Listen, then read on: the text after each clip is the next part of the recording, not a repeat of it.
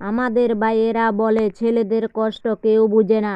একটা ছেলে যখন তার বউয়ের কষ্ট বুঝতে চেষ্টা করে তখন তার মায়ের রাগ হয়, আবার মাকে যখন একটু বেশি গুরুত্ব দিয়ে ফেলে বউয়ের হিংসা হয়।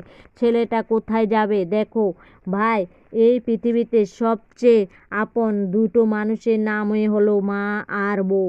মা আর বৌমা কখনো নিজেদের মধ্যে ঠিক করে থাকে না যে সংসারে অশান্তি করবে। পরের বাড়ি থেকে এসে কখনো স্বামীকে অর্ডার করে না যে আজ থেকে তোমার মাকে তুমি মা বলে ডাকতে পারবে না।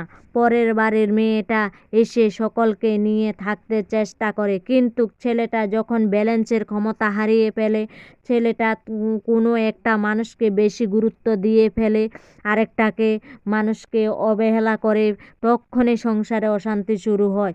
মা আমাদেরকে পৃথিবীতে এনেছে, মাকে ভালোবাসবো, এটাই বাস্তব সত্য। কিন্তু মাকে ভালোবাসতে গিয়ে বউটাকে অবহেলা করলে এটা কি করে মেনে নেওয়া যায়? বউটা কিভাবে মেনে নিয়ে বাঁচতে পারবে? তখনই তো সংসারে অশান্তি হতে শুরু হয়।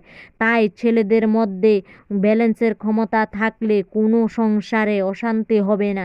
সে যদি মা আর বউকে সমান করে ভালোবাসতে পারে তাহলে সংসার সুন্দর হবে।